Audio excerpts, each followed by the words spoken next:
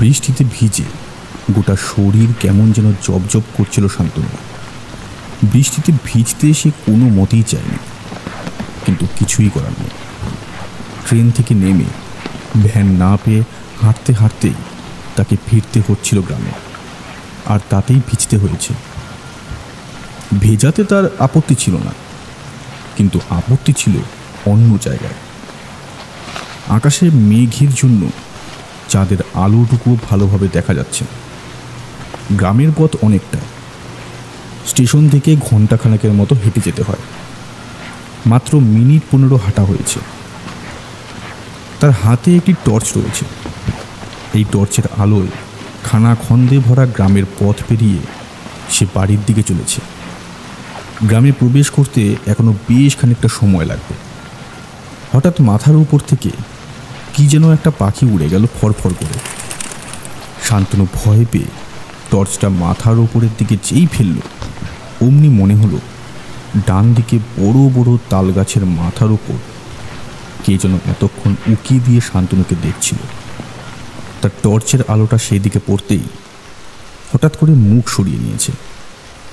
তাল গাছের মাথাটা অকারণে সরসর করে কেঁপে উঠেছে। শান্তনুর বুকের ভেতরটা হিম হয়ে গেল। বারবার করে মা বলে দিয়েছিল রাতের বেলা না ফিরতে, রাতের বেলা না ফিরতে, কিন্তু আমি কি করব? সকাল 10টায় বেরিয়ে যদি সন্ধ্যে 8টার পরে স্টেশনে নামতে হয়, তাহলে সে কি আমার দোষ?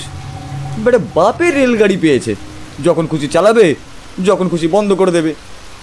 শান্তনুর সত্যিই দোষ নেই। সকাল 10টায় সে ট্রেনে চেপেছিল। শিয়ালদা থেকে এখানে আসতে খুব বেশি করে হলেও বিকেল 4টে বাজার কথা, এতক্ষণ লাগে না। এইখানে রাত 8টার সময় গাড়িটা যখন তাকে নামিয়ে দিয়ে গেল, তখন স্টেশন ঘরে স্টেশন মাস্টার ছাড়া আর কেউ নেই। স্টেশন মাস্টার খিলখিল করে হেসে উঠে বলল, এখান থেকে জয়ন্তপুর যাবেন, এত রাতে তো কিছুই পাবেন না। দেখুন আমার কোয়ার্টারটা খালি পড়ে আছে, আপনি চাইলে রাতটা সেখানে থেকে যেতে পারেন। একেতেই আকাশে এখন মেঘ, বর্ষার সময়, মাঝপথে বৃষ্টি নামলে সমস্যায় পড়তে হবে।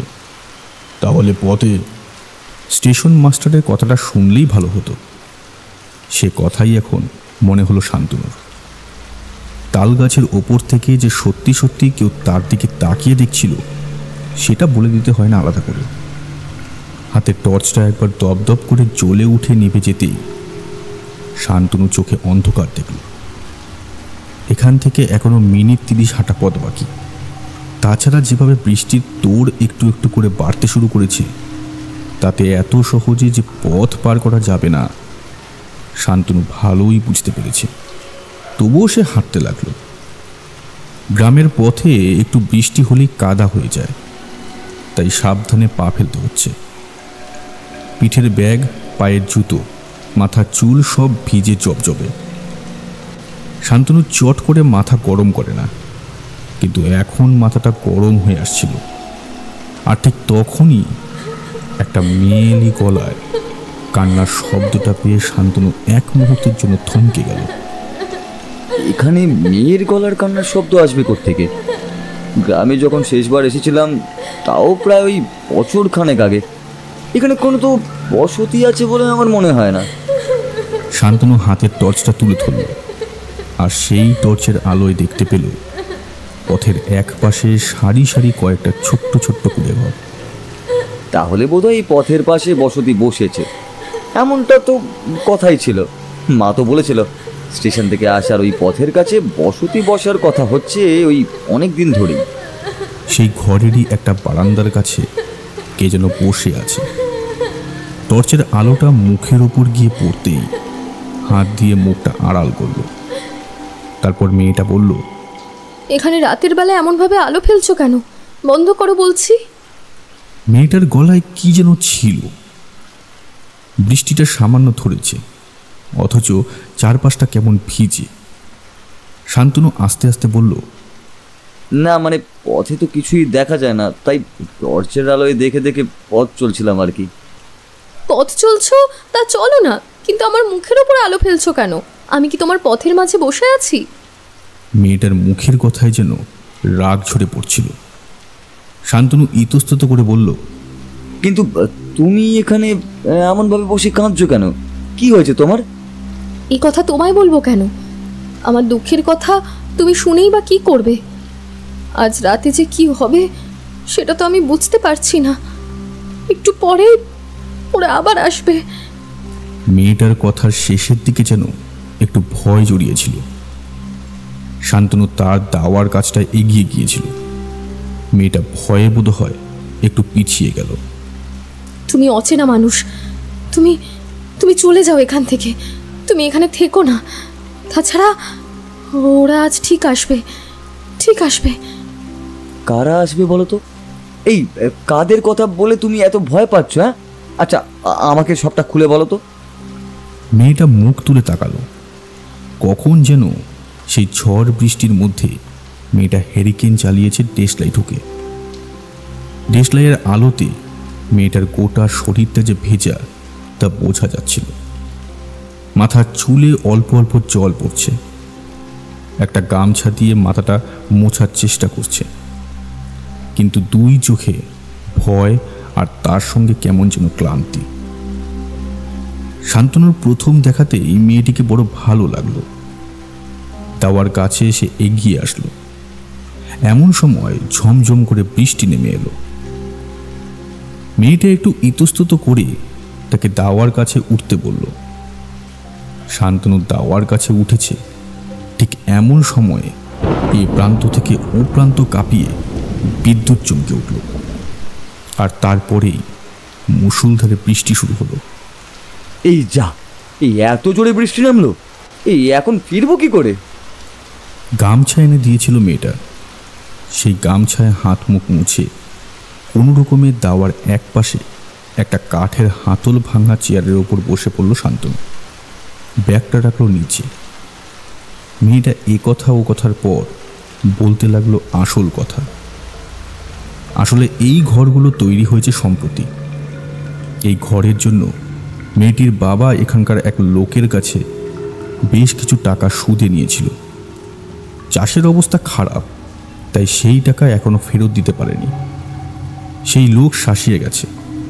আজ রাতে এসে যেভাবেই হোক হয় টাকা না হলে ঘর দখল করবে ওরা। মেয়েটার বাবা বিকেলের দিকে টাকার খোঁজে গ্রামের দিকে গিয়েছে, এখনো পর্যন্ত ফিরে আসেনি। অথচ লোকগুলো যে রাতের বেলা আসবে সে ব্যাপারে মেয়েটা নিশ্চিত। সে একা একটি মেয়ে মানুষ।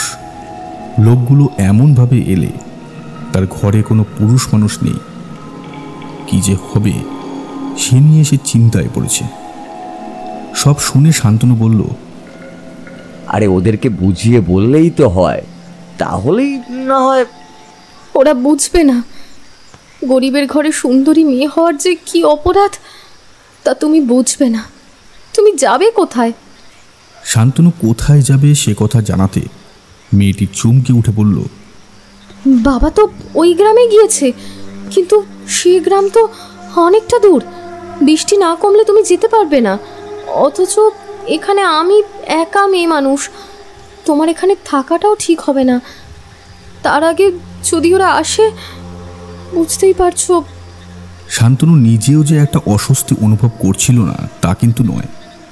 তার সঙ্গে একটা অদ্ভুত কথা তার মাথায় বারবার ঘুরে ফিরে আসছিল। কি একটা কথা যেন তার বারবার মনে পড়ে যাচ্ছে, কিন্তু কিছুতেই ভালোভাবে মনে আসছে না। মেয়েটা হ্যারিকেনটা বাড়িয়ে দিল। বাইরে বৃষ্টির জোর বাড়ছে দেখে ঘরের দরজা দিয়ে মেয়েটা ভেতরে ঢুকে এলো। শান্তনুকেও ঘরে ঢুকে বসতে বলল। শান্তনু একটু ইতস্তত করলেও তারপর ঘরে গেল। দরজা ভিজিয়ে দিতেই বাইরের ঠান্ডা ঘরের ভেতর আর প্রবেশ করতে পারল না। ছোট একটা ঘর, মাটির দেয়াল, উপরে ঘরের চাল।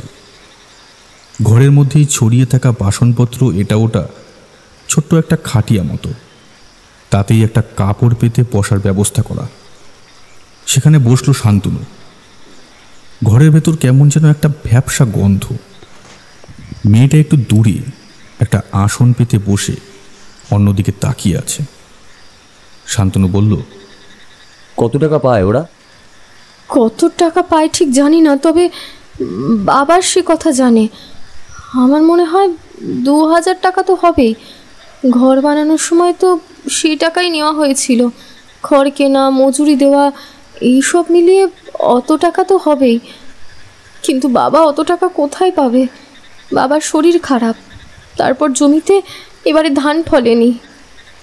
মেয়েটার গলায় কান্নার রোল ফুটে আসলো। শান্তনু হেরিকেনের আলোয় মেয়েটার দিকে তাকিয়েছিল। হঠাৎ করে একটা ব্যাপার ঘটে গেল। শান্তনু যে খাটিয়ায় বসেছিল সেই খাটিয়ার অন্যদিকে একটা মচ করে শব্দ হলো। শান্তনু পেছনের দিকে যেই তাকিয়েছে অমনি মুহূর্তের জন্য মনে হলো খাটিয়ার অন্য পাশে মাটির দেয়ালের দিকে কি যেন একটা ছিল। একটু আগে খাটিয়ার উপরের দিকে উঠে এসেছিল। শান্তনু পেছনের দিকে তাকাতেই ঝট করে সেটা নেমে গেল নিচের দিকে। মেয়েটা নিচেও বোধ হয় ব্যাপারটা লক্ষ্য করেছিল। শান্তনুকে কেমন চমকে উঠতে দেখে বলল, কি হলো? অমনভাবে চমকে উঠলে কেন? না মানে কি যেন আসলে আসলে মনে হলো যে যেন ওই খাটিয়ার তলায় কেউ আছে। কথাটা শোনার সঙ্গে সঙ্গে মেয়েটার মুখটা যেন কেমন হয়ে গেল। সেও কেমন যেন ভয় পাওয়া গলায় বলল, বাবা কিছুতেই আমার কথা শোনে না। আমি কতবার বলি এই ঘরে কেউ থাকে। রাতের বেলা মাঝে মাঝে ঘরের ভেতরে কারোর উপস্থিতি আমি বুঝতে পারি। মাঝে মাঝে বাবা অনেক রাতে ফেরে, কিংবা খাটিয়ায় শুয়ে ঘুমিয়ে পড়ে যখন, তখন আমার মনে হয় খাটিয়ার তলা থেকে, ওরে বাবারে, ওটা কে গো? কথা বলতে বলতে মেয়েটা খাটিয়ার দিকে এগিয়ে এসেছিল। হ্যারিকেনটা নামিয়ে খাটিয়ার নিচের দিকে তাকাতেই চমকে উঠল। আরেকটু হলে হ্যারিকেনটা হাত থেকে পড়েই যাচ্ছিল। শান্তনু চমকে উঠে খাটিয়ার কাছ থেকে সরে এসেছিল। আর ঠিক তখনই অল্প হলেও মনে হলো খাটিয়াটা অল্প অল্প নড়ছে। খাটিয়ার তলায় থাকা কেউ একজন খাটিয়ার তলা থেকে বাইরে বেরিয়ে আসার চেষ্টা করছে। মেয়েটা ভয়ে হ্যারিকেনটা মাটিতে নামিয়ে রেখেছিল। শান্তনুর পেছনে এসে শান্তনুর ভেজা গায়ের কাঁধের কাছটা খামচে ধরে তাকে একরকম জড়িয়ে নিয়েছিল। শান্তনু তখন খুব বেশি ভয় পায়নি, খানিকটা সাহস বাকি ছিল। হ্যারিকেনটা হাতে তুলে নিয়ে খাটিয়ার তলার দিকে দেখার জন্য সে একটু একটু করে এগোতে লাগলো। আর পেছন থেকে মেয়েটা বলতে লাগলো, যেও না, কি করছো? খাটিয়ার তলায় কি আছে আমি জানি না। যদি অন্য কিছু থাকে, যেও না, যেও না। শান্তনু আর একটু সামনের দিকে এগিয়ে আসার পরেই হঠাৎ করে একটা কথা তার মনে পড়ে গেল। আরে, মেয়েটা যখন তার গায়ের কাছে এসে চাপটে ছিল তখন ভীষণ ঠান্ডা লাগছিল। তার যেন মনে হচ্ছিল মেয়েটার গোটা শরীর ভীষণ ঠান্ডা। সেটা আবার বৃষ্টির জলে ভেজার জন্যও হতে পারে। কথাটা ভেবে শান্তনু হ্যারিকেনটা নামিয়ে আস্তে আস্তে মাথাটা নামিয়ে আনলো খাটিয়ার তলার দিকে। খাটিয়ার তলাটা অন্ধকার। হ্যারিকেনের আলোয় তলার অন্ধকারটা সম্পূর্ণরূপে সরে গেছে এক মুহূর্তের মধ্যে। শান্তনু ভেবেছিল কিছু একটা দেখবে, তার জন্যই তৈরি হয়েছিল সে। কিন্তু খাটিয়ার তলায় কোথাও কিছুই নেই। এক মুহূর্তের মধ্যে একটা হাসি ফুটে উঠল শান্তনুর মুখে। হ্যারিকেনটা মেয়েটার হাতে তুলে দিয়ে বলল, দূর, কোথাও কিছু নেই, তুমি শুধু শুধু ভয় পাচ্ছ। আমি শুধু শুধু ভয় পাচ্ছি না। সেদিন রাতের বেলা ওই খাটিয়ার তলায় নিশ্চয়ই কাউকে আমি দেখেছিলাম। তুমি বিশ্বাস করছো না, বাবাও বিশ্বাস করে না। তোমরা পুরুষ মানুষেরা সবাই একই রকম, নিজেরা যা ভাবো তাই বিশ্বাস করো, তার বাইরে আর কিছুই বিশ্বাস করতে চাও না। শান্তনুর মনে হলো মেয়েটা অভিমান করেছে। হঠাৎ এমনভাবে দেখা হওয়া একটি মেয়ে এত অল্প সময়ের মধ্যে তার উপর অভিমান করেছে, সেটা তার খুব একটা ভালো লাগলো না। এই অভিমান ভাঙাতেই হবে। মেয়েটা আবার নিজের আসনে গিয়ে বসে পড়ল। শান্তনু কি মনে করে এগিয়ে গেল সামনের দিকে। অচেনা অজানা মেয়েটির সঙ্গে এতটা কাছাকাছি যেতে নেই। সে কথা শান্তনু ভুলে গিয়েছিল। মেয়েটার সামনে গিয়ে বসে বলল, আচ্ছা বেশ, আমি তোমার কথা বিশ্বাস করছি, কিন্তু তুমি বলছো তুমি কিছু দেখেছিলে এইখানে। আচ্ছা বলো তো, তুমি ঠিক কি দেখেছিলে? আর এর আগে তোমরা থাকতেই বা কোথায়? এর আগে আমরা থাকতাম নসিবপুরের কাছে। সেখানে বাবার সঙ্গে আমার কাকাদের জমি জমা নিয়ে বড্ড ঝামেলা হয়। বাবার হাতে যা টাকা পয়সা ছিল তাই দিয়ে এই জমিটুকু কিনে ফেলে। তারপর গ্রামের ওইদিকে যে জমিটুকু আছে তাতেই চাষবাস করে। সকালে উঠেই বেরিয়ে যায়, ফিরতে ফিরতে সন্ধ্যা পেরিয়ে যায়, কখনো কখনো রাত হয়ে যায়। আমি সকালে রান্না করে দুপুরের দিকে খাবার নিয়ে মাঠের দিকে যাই। তারপর আবার রাতের বেলায় বাবা এলে খাওয়া দাওয়া করে ঘুমিয়ে পড়ি। পাশের যে ঘরগুলো দেখছো, এই ঘরগুলোতেও আমাদের মতোই কয়েকজন নতুন লোক এসে থাকতে শুরু করেছে। ওরা সন্ধ্যের আগে শুয়ে পড়ে। সেদিন বাবার ফিরতে অনেক দেরি হচ্ছিল। রান্নাবান্না সেরে রেখে আমি রাতের বেলায় মেঝেতে পাটি পেতে শুয়েছি। মুখটা ওই খাটিয়ার তলার দিকেই ছিল। ঘরের ভেতরে ছিল অন্ধকার। সবসময় আলো জ্বালিয়ে রাখলে অনেক তেল নষ্ট হয়, তাই আলোটা নিভিয়ে রেখে ছোট জানলাটা খুলে দিয়েছিলাম। বাইরে থেকে চাঁদের আলোটা ঠিক ওই খাটিয়ার তলার পায়ার জায়গাটাতেই এসে পড়েছিল। ঠান্ডা হাওয়া দিচ্ছিল সেদিন। মাসখানেক আগের কথা হবে হয়তো। আমি ঘুমিয়ে পড়েছিলাম। হঠাৎ একটা শব্দে ঘুমটা ভেঙে গেল। দাঁত কাটার শব্দ। ঠিক ঘুম ভাঙবার সময় কেউ দাঁতে দাঁত কাটলে যেরকম শব্দ হয়, ঠিক সেই রকম শব্দ, কিন্তু শব্দটা আরও বেশি তীব্র, আরও বেশি স্পষ্ট যেন। শব্দটা শুনে ঘুমটা ভেঙে গেলেও প্রথমে কিছু বুঝতে পারলাম না। তারপর আড়মোড়া ভেঙে উঠতে যাব এমন সময় চোখ গেল চাঁদের আলো ঠিক যেখানে এসে পড়েছে খাটিয়ার তলায়, ঠিক সেইখানে। দেখি খাটিয়ার কাঠের পায়াটার কাছে চাঁদের আলোর মধ্যে বেরিয়ে আছে একটা মুখ, একটা মানুষের মুখ। সেই মুখের মধ্যে আলাদা করে তেমন কিছু নেই, কিন্তু তার গোটা শরীর যেন জলে ভিজে। মাথার চুলগুলো লম্বা হয়ে মুখের চারপাশে লেপ্টে আছে। চোখটা বড় বড়। সেই চোখের মনি যেন আস্তে আস্তে গোটা চোখটাকে দখল করার চেষ্টা করছে। মুখটা অদ্ভুতভাবে হাঁ করা, আর সেই মুখের ভেতর ওপরের দাঁতের পাটির সঙ্গে তলার দাঁতের পাটি সে ঘষে চলেছে, আর তাতেই তেমন অদ্ভুত শব্দ হচ্ছে। তার নাকটা বিভৎস বড়। ওই মুখটা কোনো সাধারণ মানুষের হতে পারে না, সেই ব্যাপারে আমি নিশ্চিত। আমি তার দিকে তাকাতেই সে মুখটা হাঁ করলো, আর ঠিক তখনই মনে হলো দাঁতে দাঁত কেটে সে চলছিল। সে মুখের ভেতরে কিছু একটা আছে, একটা বিভৎস পচা গন্ধ নাকে সে ধাক্কা দিল। ঘরের ভেতর কোথাও ইঁদুর মরলে যেরকম গন্ধ আসে, ঠিক সেই রকম। এইসব দেখে আমি থমকে গিয়েছিলাম। আড়মোড়া ভাঙা আমার সেখানেই থেমে গেছে। আমি সবসময় হাতের কাছেই একটা কাটারি নিয়ে শুয়ে থাকি। একা থাকি তো, তাই রাতের দিকে কখন কি হয় তা তো আর বলা যায় না। সঙ্গে সঙ্গে হাতে সেটা তুলে নিয়ে সেদিকে ছুঁড়ে মারলাম। খাটের তলায় একটা শব্দ হলো, যেন যেন কেউ ছিটকে ভেতরে গিয়ে ঢুকলো। তারপরে আর কিছু নেই।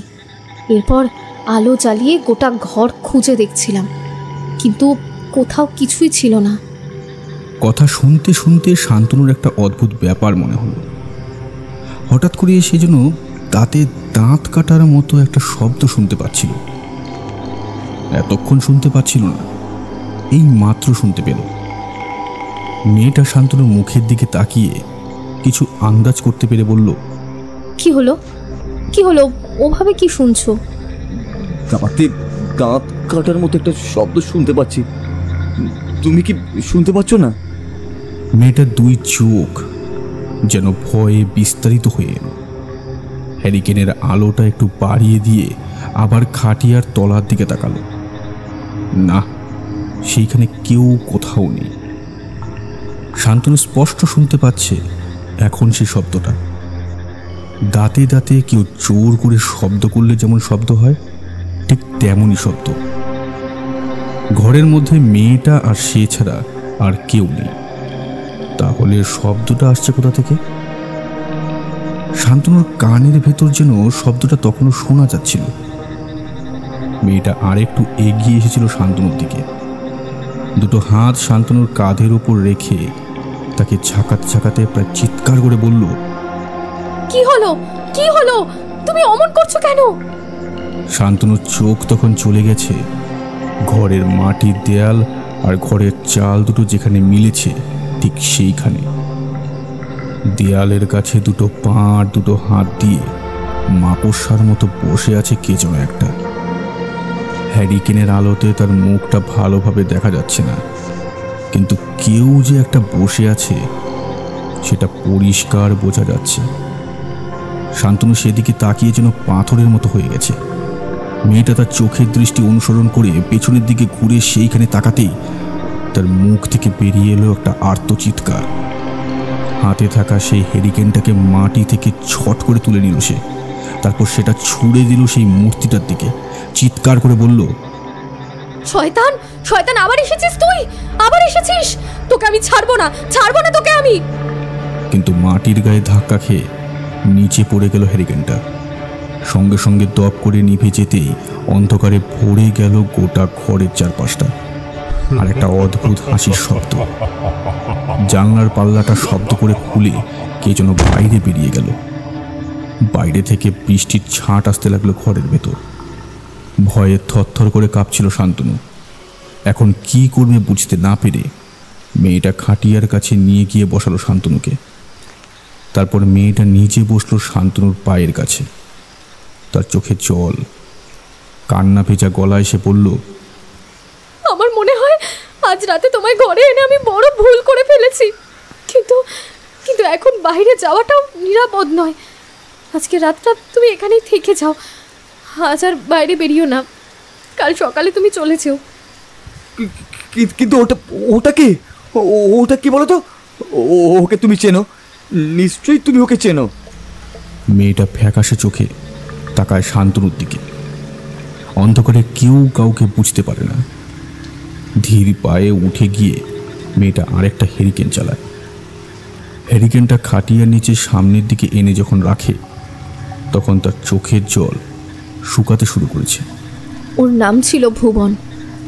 এখানে যখন আমাদের এই ঘরগুলো তৈরি হয় ওই শেষের দিকে ছিল ভুবনের বাস। ভুবনের স্বভাব চরিত্র খুব একটা ভালো ছিল না। তার ঘরে বউ ছিল, তারপরেও সে মাঝে মাঝে আমার দিকে কুনজরে দেখত। বউ আর আমার বাবাকে এড়িয়ে মাঝে মাঝে আমায় কুপ্রস্তাব দিত। ঘরের মধ্যে থাকলে দরজার কাছে এসে দাঁড়িয়ে থাকতো। ঘরে কখনো ঢুকতো যে সেই কথা বলবো না, কিন্তু চেষ্টা করত। ওই ছুতোয় ঘরের ভেতর ঢুকতে চাইতো। ভুবনের বউয়ের সঙ্গে আমি একবার কথা বলেছিলাম। সে বড় শান্ত মেয়ে, সে কিছুই বলতে পারতো না। শুধু আমার কাছে এইসব কথা শুনে তার চোখ থেকে জল পড়তো। সেদিন সন্ধ্যাবেলা বৃষ্টি হচ্ছিল, বাবা তখনও ফেরেনি। এমন সময় ভুবন এলো দরজার কাছে।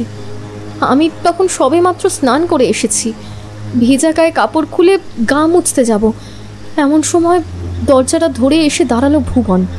দরজা বন্ধ করার আগেই সে এসেছে, আমায় বলল, কমলি, আমার কথা শোন, তোকে আমি বড় ভালোবাসি। আজ তোর বাড়িতে কেউ নেই, আমার বউও গিয়েছে বাপের বাড়ি। আজ এই বৃষ্টির দিনে তোর ঘরে আমায় ঢুকতে দে, একটু দে দেখিনি। আমি তো ভয় পেয়ে গেছিলাম প্রথমে, কিছু বলতে পারলাম না। দরজাটা বন্ধ করে দেওয়ার চেষ্টা করলাম। ভুবন দু হাতে দরজা ঠেলে রয়েছে। আশেপাশে লোকজনও তেমন কেউ নেই। আসলে ভুবনের বউ ছাড়া বাকিরা ওই দূরে গ্রামের মাঠে মেলা দেখতে গেছে। সন্ধ্যের সময় ফিরে আসার কথা, কিন্তু বৃষ্টি হওয়ায় বোধহয় তারা আটকে পড়েছিল। দেখ ভুবন, তোর বাড়িতে তোর বউ রয়েছে, তাছাড়া এইসব তোকে মানায় না। তুই যেমন ভাবছিস আমি তেমন কোনো মেয়ে নই।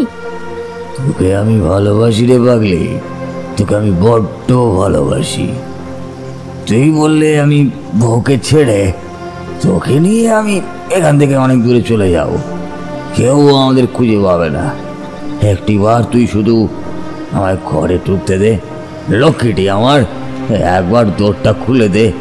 দেখ তোর এই ভেজা শরীর দেখে না আমি পাগল হয়ে যাচ্ছি। ভুবনের গলায় কি যেন একটা ছিল। আমি ভয়ে থরথর করে কেঁপে উঠলাম। জোরে দরজাটা বন্ধ করতে যেতেই ভুবনের হাতের কাছে চাপ লাগলো। একটা আর্তনাদ করতেই আমি দরজাটা ছেড়ে দিলাম, আর সেই সুযোগে ভুবন ঢুকে পড়ল ঘরের ভেতরে। হ্যারিকেনের আলোয় মেয়েটার মুখের উপর একটা অদ্ভুত কিসের যেন ছায়া পড়েছে। শান্তনু ঘরের দেয়ালের দিকে তাকালো। কোথাও কিছুই নেই, খাটিয়ার তলাতেও কিছু নেই। বাইরে ঝমঝম করে বৃষ্টি পড়ছে। ভুবন ঘরের ভেতরে ঢুকে পড়েছিল। আমার গায়ে ভেজা কাপড়, আমি পালাতে গিয়েও পালাতে পারলাম না। হুমড়িকে পড়লাম মাটির ওপরে। ভুবন জোর করে আমায় মাটি থেকে তুলে ধরলো। আমি চিৎকার করলাম, কিন্তু কেউ আমার চিৎকার শুনতে পেল না। ভুবন আমার শরীর থেকে ভিজা কাপড় একটু একটু করে খুলতে লাগলো। আমি আর থাকতে পারছিলাম না। চিৎকার করে উঠে হাত বাড়ালাম নিচের দিকে। হাতে ঠেকলো একটা হ্যারিকেনটা ধরে নিয়ে জোরে মারলাম ভুবনের মাথার কাছে। গলগল করে রক্ত বেরোতে লাগলো তার মাথা দিয়ে। সেই সুযোগে আমি কোনো রকমে কাপড় তুলে ঘরের বাইরে বেরিয়ে এলাম। দরজাটা বন্ধ করে দিলাম বাইরে থেকে। তারপর ঘরের বাইরে এসে বসে রইলাম। অনেকক্ষণ পর কি মনে হতে দরজা খুলে দিতেই দেখি মাথা থেকে গলগল করে রক্ত বেরিয়ে আসছে ভুবনের। সেইভাবে সে চলে গেল নিজের বাড়ির দিকে, কিন্তু যাওয়ার আগে অদ্ভুতভাবে আমার দিকে তাকিয়েছিল। খোলা জানালা দিয়ে সনসনে হাওয়া ঘরে এসে ঢুকছিল। মেয়েটা খাটিয়ার কাছে হেলান দিয়ে বসেছে। নিঃস্ব অসহায় মানুষ যেভাবে তাকিয়ে থাকে সেইভাবেই তাকিয়ে আছে। তারপর তারপর কি হয়েছিল? মাথার কাছে হ্যারিকেনের শুধু আঘাতই লাগেনি ভুবনের, হ্যারিকেনের কাঁচ ঢুকে গিয়েছিল তার চোখের আশেপাশের কয়েকটা জায়গায়। সবাই ফিরতে ভুবন বলেছিল নিজের ঘরে হ্যারিকেনের ওপরে সে হুমড়ি খেয়ে পড়ে যায়, কিন্তু আসল সত্য সেটা নয়। সেই রাতেই ভুবনের প্রচণ্ড জ্বর হয়। কয়েকজন মিলে তাকে গ্রামের এক কবিরাজের কাছে নিয়ে যায়। একটা রাত সে লড়াই করেছিল, কিন্তু নিজেকে বাঁচাতে পারেনি। মাথার কাছে কাছের টুকরোগুলো এমনভাবে গেঁথে গিয়েছিল তাতেই তার মাথায় রক্ত জমে যায়। ভুবন সেই রাতেই মারা গিয়েছিল। ভুবনের বউটা এই বাড়ির কাছে কেঁদে আকুলি করেছিল। তারপর কোথায় যে চলে গিয়েছিল কেউ জানে না। শেষের ঘরটা এখন ফাঁকাই থাকে। কিন্তু তুমি যা করেছো তা তো নিজেকে বাঁচাবার জন্য করেছো, আর বাকি সবটাই একটা দুর্ঘটনা। সেদিন তুমি অমন করে না মারলে হয়তো ভুবন... এই কথাটাই আমি নিজেকে বারবার বোঝাবার চেষ্টা করেছি, কিন্তু কিছুতেই বোঝাতে পারছি না। আমার জন্যই তো হয়েছে, আমার হাতেই মৃত্যু হয়েছে ভুবনের। এখানে যদি সব কাজ শেষ হয়ে যেত তাহলেও ভালো হতো, কিন্তু তারপরে সেদিন রাতের বেলা যে ঘটনা ঘটলো তারপরে তো আমি রাতের বেলা ভয়ে ভয়ে থাকি। তাই তো বৃষ্টি পড়া সত্ত্বেও বারান্দার কাছে বসেছিলাম। তুমি এলে বলে তোমার সঙ্গে ঘরে এসে বসলাম, না হলে বাবা আসার আগে পর্যন্ত আমি বাইরে থেকে আসতাম না। শান্তনু বুঝতে পারল গল্প এখনো বাকি আছে। যে বিভৎস মূর্তিটাকে সে দেয়ালের কাছে দেখতে পেয়েছে তার কথা এখনো শোনা বাকি আছে। যদি সে ভুবন হয় তাহলে তার চোখে যে হিংসা, যে ক্ষোভ দেখতে পেয়েছে শান্তনু, তাতে এত সহজে তাকে আটকানো যাবে না। এরপর একদিন রাতের বেলায় বাবা সেদিনও ফিরতে দেরি করছিল। বাবাকে এর আগে কয়েকবার বলেছিলাম কথাটা, কিন্তু বাবা আমার কথার গুরুত্ব দেয়নি। বলেছিল ভুবন এমনভাবে মারা যাওয়ায় সে ব্যাপারটা আমার মনে হয়তো এমনভাবে দাগ কেটে গেছে। সেদিন তো দাওয়ার কাছে বসে আছি, ঘরের দরজাটা খোলা। হঠাৎ ঘরের ভেতরের দিকে দাঁত কাটার মতো শব্দ শুনতে পেলাম। শুনতে পেয়ে ঘরের ভেতরে উকি দিতে গিয়ে দেখি ঘরের ভেতরে দরজার ওপাশ থেকে ঠিক আমার মতোই দু হাতে ভর রেখে উকি দিচ্ছে একটা মাথা। কালো কুচকুচে তার শরীর, মুখটা সেই আগের মতোই বিভৎস, বড় বড় দুটো চোখ, মোটা নাক, মুখে সেই সাদা দাঁত কাটছে। ঠিক ভুবন যেভাবে আমার সামনে এসে দাঁড়িয়ে দাঁড়িয়ে দাঁত কাটতো ঠিক সেইভাবে। চিৎকার করে সরে উঠতে যাব এমন সময় ভুবনের একটা হাত চেপে ধরলো। তারপর একটা হ্যাচকা টানে আমায় টেনে নিল ঘরের ভেতরে। শান্তনু চমকে উঠল। তারপর কি হয়েছিল সেটা জানার জন্য তার মনের মধ্যে কি যেন একটা বারবার ঘুরে ফিরে আসতে লাগলো। আর তখনই বাইরে দরজার কাছে যেন ধাক্কা পড়ল। বাইরে থেকে কে যেন বলল, সদাশিব, দরজা খোলো, দরজা খোলো, টাকা নিতে এসেছি আমরা। দরজা খুলবে কি করে? টাকা ফেরত দিতে পারবে না তো, দরজা ভেঙে ফেলো বরং দেখিনি। মেয়েটা হুড়মুড় করে উঠে দাঁড়ালো। চট করে দরজার আড়ালে গিয়ে বলল, বাবা বাড়িতে নেই, তোমরা কাল সকালে এসো। বাবা টাকার জোগাড় করার জন্য গ্রামের দিকে গেছে। সকালে এসো, তোমাদের সব টাকা দিয়ে দেওয়া হবে। বাবা বাড়িতে নেই তার মানে তুই একা আছিস? দরজা খোল, দরজা খোল, তোর সঙ্গে দরকার আছে। মেয়েটা একবার শান্তনুর দিকে তাকালো, তারপর বলল, দরজা এখন আমি খুলতে পারবো না, বাবা দরজা খুলতে বারণ করেছেন। তোমরা এখন চলে যাও, আমি ঘরে একা আছি। দরজাটা একবার খোল, তোকে আর টাকা দিতে হবে নে, টাকার ব্যবস্থা আমরাই করে দেব, তুই শুধু দরজাটা খোল। দরজার উপর বারবার ধাক্কা করতে থাকে, আর সেই ধাক্কার শব্দ শুনে শান্তনু আর স্থির হয়ে থাকতে পারে না। চিৎকার করে বলে, শুনতে পাচ্ছ না কি বলছো? তোমরা চলে যাও, কাল সকালে এসো। ঘরে ওর বাবা নেই বলছে যখন, তাহলে দরজা খোলার জন্য জোর করছো কেন? শান্তনু অবাক হয়ে গেল। বাইরের লোক দুজন তার কথাকে একদম গুরুত্বই দিল না, তার উপর বারবার ধাক্কা পড়তে লাগলো। একসময় দরজা খুলে যেতে ভেতর থেকে মেয়েটা চিৎকার করে উঠল। সেই দুজন ঘরের ভেতরে এসে পড়েছে তখন। হঠাৎ করে এমন একটা অবস্থা হওয়ায় মেয়েটা ছুটে গেল ঘরের দেয়ালের একপাশে। ভেতরে ঢুকে আসা দুজনের মুখে তখন হাসি ফুটে উঠেছে।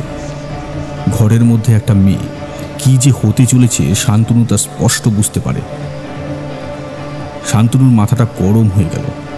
বিছানা থেকে কোনো রকমে উঠে সামনে এগিয়ে গিয়ে সেই দুটো লোককে একটা ধাক্কা দিয়ে সরিয়ে দেওয়ার চেষ্টা করতেই শান্তনু একটা অদ্ভুত ব্যাপার আবিষ্কার করতে পারল। লোক দুটোর শরীরের ভেতর থেকে তার হাতটা বাইরের দিকে চলে গেল।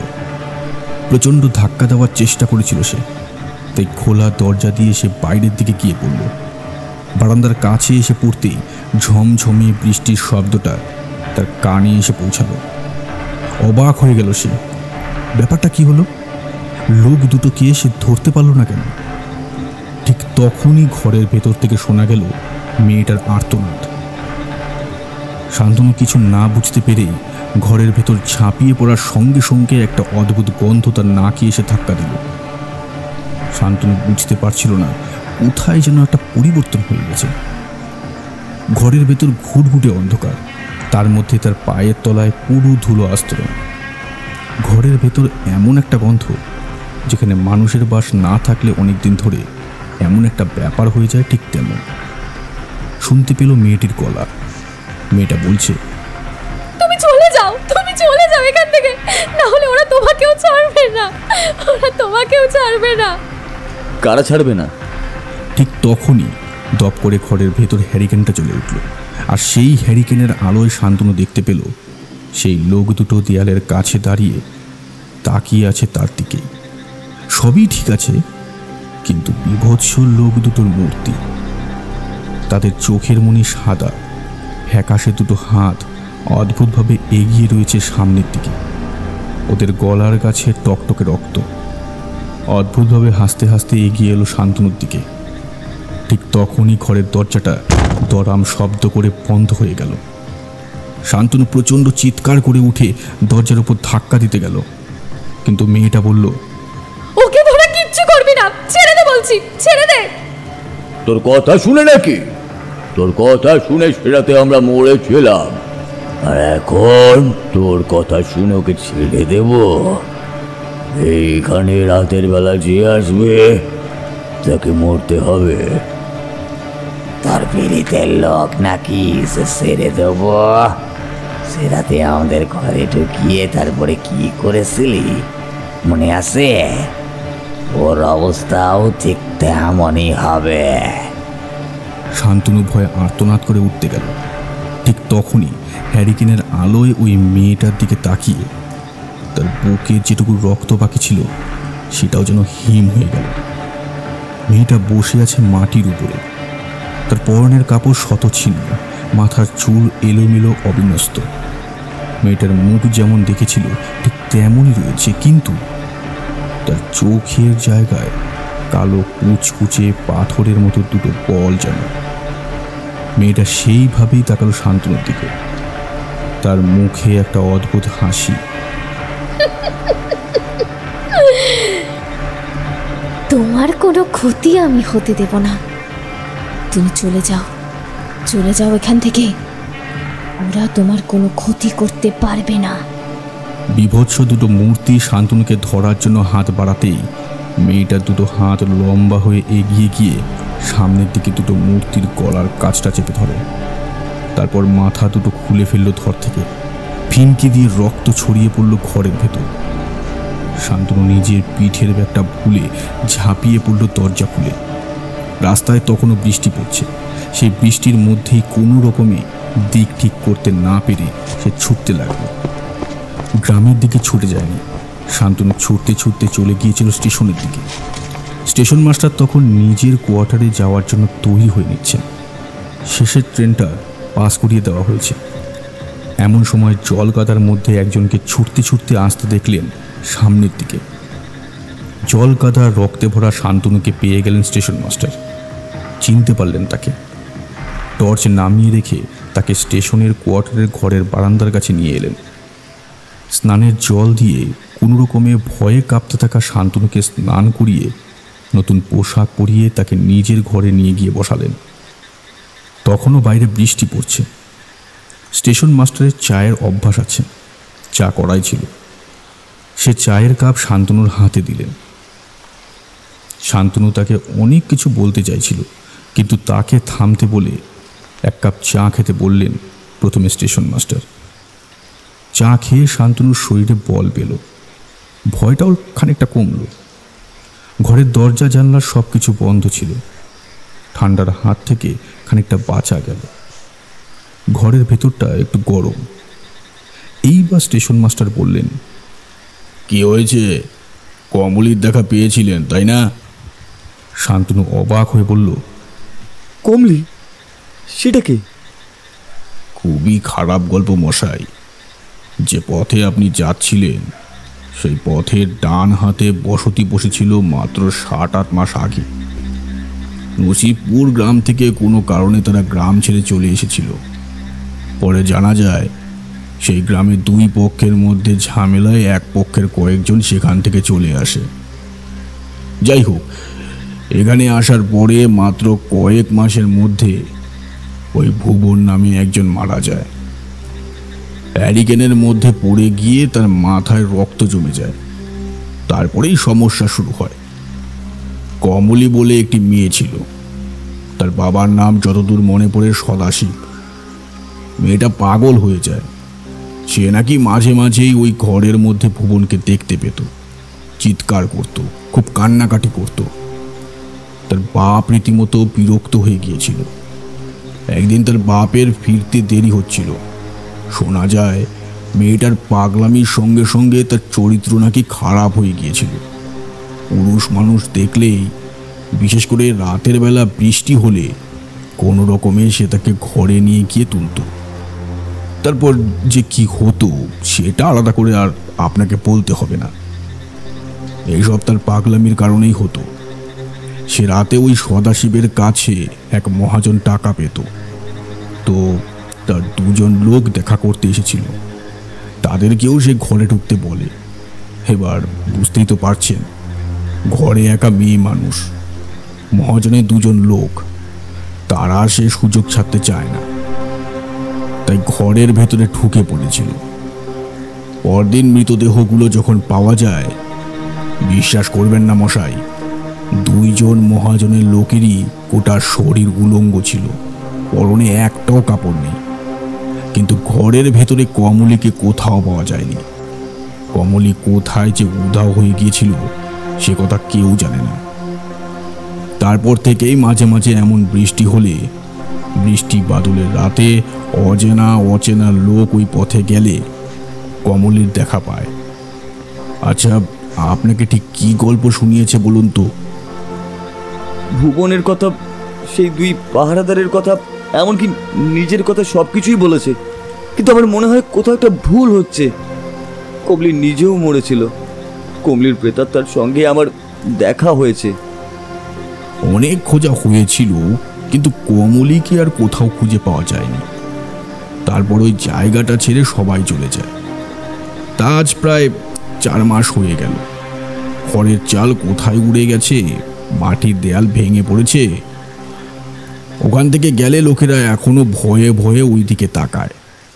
মশাই, কি আর বলবো, আপনাকে তো যাওয়ার সময় বললাম আমার এইখানে রাতটা থেকে যান, না হলে পথে কমলির দেখা পাবেন। শান্তনু তখন খানিকটা ধাতস্থ হয়েছিল। স্টেশন মাস্টারের কাছ থেকে সে ওইখানকার সমস্ত কথা শুনল। পরদিন ভোরবেলা স্টেশন মাস্টার নিজেই তাকে খানিকটা এগিয়ে দিলেন। পথের বাঁ হাতে ঠিক তাল গাছগুলো পেরিয়ে আর একটু এগিয়ে এসে একটা ধ্বংসস্তূপের মধ্যে খুঁজে পাওয়া গেল শান্তনুর পিঠের ব্যাগটা। সেটা তুলে নিয়ে যাওয়ার সময় আরেকটা ব্যাপার লক্ষ্য করেছিল শান্তনু। সেই জানলার জায়গাটা যেখান থেকে সেই রাতে ঠান্ডা হাওয়া ঘরের ভেতর ঢুকেছিল। কমলির ব্যাপারে এরপর অনেক খোঁজ খবর করেছিল শান্তনু, কিন্তু বুঝেছিল স্টেশন মাস্টার যেমন বলেছিল আসল গল্পটা তেমন নয়। কমলের মাথায় কোনো সমস্যা ছিল না, আসলে কমলের বাবাই ওই কাজ করেছিল। রাতের দিকে মাঝে মাঝে কমলের ঘরে সে কাউকে না কাউকে ঢুকিয়ে দিত। আসলে সে তার নিজের মেয়ে ছিল না, সে ছিল তার কুড়িয়ে পাওয়া মেয়ে, তাই এমন কাজ সে করত। এমনকি ভুবনকে সে নিজেই কমলের কাছে যাওয়ার জন্য অনেকবার বলেছিল। কমলের বাবা ছিল পার মাতাল, মদ খেয়ে অনেক রাত করে বাড়িতে ফিরত।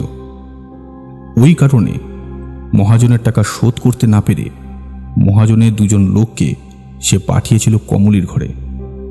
কিন্তু সে রাতে কমলি ওই দুজনকে মেরে তারপর নিজেও আত্মহত্যা করেছিল। কমলির মৃতদেহ খুঁজে না পাওয়া এক অদ্ভুত রহস্য হলেও শান্তনু জানত রাতের বেলা ওই পথে গেলে আবার কমলিকে দেখতে পাওয়া যাবে। সে তার বাবার জন্য অপেক্ষা করছে, অথচ বেচারি হয়তো জানতেই পারেনি তার বাবা রয়েছে তার এই সমস্ত সর্বনাশের পেছনে। অনেকদিন পর আবার এক রাতে শান্তনুর রাতের বেলা চৈতালিপুরে এসে নামে। ভ্যান রিক্সা করে সেদিন বাড়ি ফেরার পথ ধরে 3টি তাল গাছ পেরিয়ে যাওয়ার সময় ডান দিকে তাকিয়ে অবাক হয়ে যায় শান্তনু। দেখতে পায় সেই কুঁড়ো ঘরগুলো, পরপর 5টা কুঁড়ে ঘর ঠায় দাঁড়িয়ে আছে। শুধু ভ্যানওয়ালা শান্তনুর দিকে একবার তাকিয়ে বলে, বাবু ওই দিকে তাকাবেন না, রাতের বেলা ওই ঘরগুলো দেখা পাওয়া মানে কমলির দেখা পাওয়া। দেখবেন এক্ষুনি এই ঘরের দেওয়ার কাছে বসে থাকতে দেখতে পাবেন কমলিকে। তাকাবেন না ওদিকে, একদম তাকাবেন না। শান্তনু ততক্ষণে তাকিয়ে ফেলেছে এবং সেই ঘরের দাওয়ার দিকে তাকিয়ে দেখতে পেয়েছে কমলিকে। কমলি বসে আছে ঠিক আগের দিনের মতোই সেই ঘরের দাওয়ার কাছটায়, আর সেখানে বসে ইনিয়ে বিনিয়ে কেঁদে চলেছে। যেন শান্তনু শুনতে পেল সেই কান্নার মধ্যে দিয়ে কমলি বলছে,